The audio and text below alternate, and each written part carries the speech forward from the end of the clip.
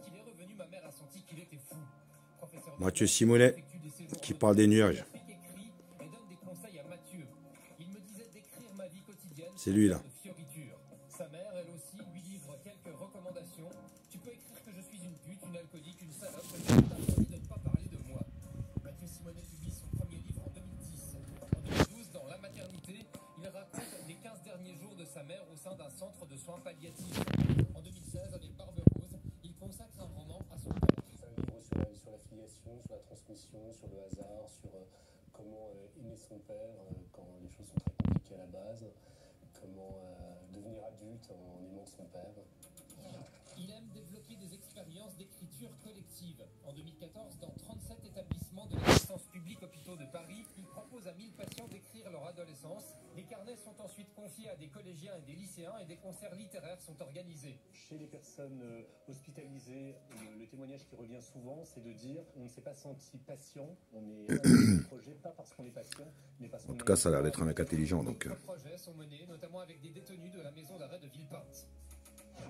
Dans La fin des nuages, il enquête sur les méthodes artificielles qui permettent de faire pleuvoir. Un intérêt non sans lien avec la mort le 5 février 2020 de son mari Benoît Breyer, créateur du festival Fnac Live de Paris. Cet événement est gratuit, c'est son identité, c'est sa vocation, et nous tenons à le conserver ainsi. Benoît craignait toujours qu'il pleuve le jour du festival. Mathieu se demande si le dernier souffle de Benoît aurait pu provoquer la pluie le 1er juillet 2020. c'est des homos, mais bon. Ça change rien. Le mec, il est intelligent, c'est bon. Qui me dépassait, une religion sur mesure que je créais pour Benoît. Oui, vous êtes ému. Parce que c'est vrai que ce livre est une célébration des nuages, mais aussi un tombeau, mais un tombeau vivant pour votre mari qui est mort il y a quelques années. Votre mari. Vous trouvez, Mathieu Simonet, qu'on ne regarde pas assez les nuages? On est blasé, on a tellement l'habitude qu'on ne lève plus les yeux. Et vous voulez nous apprendre à regarder les nuages aussi. Effectivement, j'ai créé la journée internationale des nuages le 29 mars, et l'objectif, c'est de pousser tout le monde à s'allonger sur l'herbe ce jour-là, pour regarder les nuages et écrire ce que l'on voit. C'est une bonne idée, ça. Les pareidolie, quand on voit des formes dans les nuages. Et je crois que quand on est enfant, on est... Bah, des formes, il n'y en a plus tellement. Hein. S'allonger sur les nuages, oui. Mais en grandissant, on oublie. Oui. Et moi, depuis quelques années, je lève beaucoup plus la tête et je trouve ça toujours merveilleux. C'est comme des œuvres d'art qui sont au-dessus de ma tête. Et ça a d'ailleurs inspiré un paquet d'artistes. Exactement. Alors, vous évoquez dans La fin des nuages l'ensemencement des nuages. Qui est... Regardez bien, parce que là-dedans, il y a pas mal de faux nuages. Hein. Voilà, ça, là, ce truc-là, ça, c'est un faux nuage, ça. Sirius, là, je sais pas quoi, là, avant des Sirius, c'était pas ça du tout.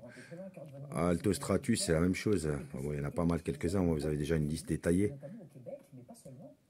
L'ensemencement avec quoi? L'ensemencement. C'est quoi l'ensemencement? L'idée de l'ensemencement des nuages, c'est d'introduire quelque chose dans un nuage pour accélérer le processus de pluie. Donc souvent, on introduit de l'iodure d'argent depuis les années 40. Une poudre qui sert à la photo. Hein, la photo voilà. Ouais. Et il y a une cinquantaine de pays qui ensemencent les nuages depuis les années 40. Et le paradoxe, c'est beaucoup de faux nuages là-dedans. Les scientifiques disent qu'on n'est pas sûr que ça marche. Et la question, c'est de savoir quel est l'impact de l'ensemencement des nuages, puisque certains pays commencent à dire qu'on leur a volé leurs nuages. C'est un enjeu géopolitique. Et certains la guerre. L'impact de l'iodure d'argent quand ça retombe sur les sols. Absolument. Ou sur la peau des gens. Ou sur la peau des gens. Ou sur la peau des gens, dans les cheveux, etc. C'est surtout ça, la peau et les cheveux, je vous dis toujours. Une guerre pour les Américains, hein, dans la guerre du Vietnam, et ça a conduit à la convention de l'ONU de 1976. Voilà, regardez. Exactement. Écoutez, une arme. C'est ce qu'on appelait l'opération Popeye. L'opération Popeye, ouais. Se sont dit pendant la guerre du Vietnam, est-ce qu'on ne peut pas accélérer le processus de pluie pour en faire une arme de guerre, pour créer des inondations, pour bloquer des routes, etc. C'est une opération surtout pour remplir les tunnels, quoi, où se cacher les Viet Minh. Si ça se révèle, ça sera un scandale. Et un journaliste a réussi à découvrir, et ça a fait un scoop, ça a fait un scandale, et à la suite de ça, il y a eu la convention de 1976 qui indique qu'on n'a plus le droit d'utiliser les nuages comme arme de guerre, et il y a un pays, notamment, qui ne l'a pas signé, c'est la France. C'est la France, alors que cette convention... Et voilà, la France l'a pas signée. Voilà une info qu'on ne savait pas. Les deux pays quasiment qui n'ont pas signé. Et ce qui est intéressant, c'est que les pays signataires s'engagent à ne pas utiliser les nuages comme arme de guerre contre les pays signataires. Ça veut dire que la Russie aurait le droit d'utiliser les nuages comme arme de guerre contre la France, puisque la France ne l'a pas signé. Et voilà. Pourquoi pas pour l'inauguration des JO. Donc la France aussi, elle le fait, quoi. C'est pas vraiment un roman, c'est un objet hybride d'une enquête. Donc c'est bien ça, c'est la géo-ingénierie. Tu t'aurais dû signer si tu le fais pas.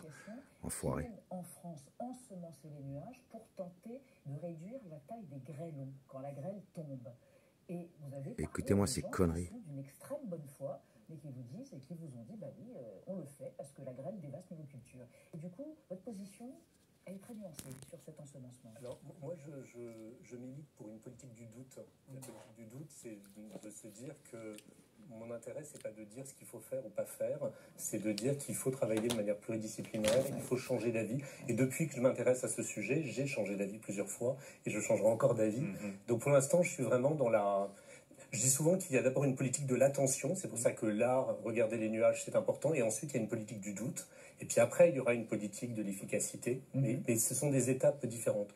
Donc c'est vrai que dans un premier temps, moi j'étais plutôt contre l'ensemencement des nuages, je me disais que c'est peut-être jouer aux apprentis sorciers, et j'ai rencontré cette association, la NELFA, qui de manière très rigoureuse, avec beaucoup de bonne foi, depuis les années 50, ensemence tous les ans les nuages pour lutter contre la grêle, donc pour la bonne cause, pas pour en faire une affaire. La bonne Et cause. ils sont très ouverts au débat, ils sont très ouverts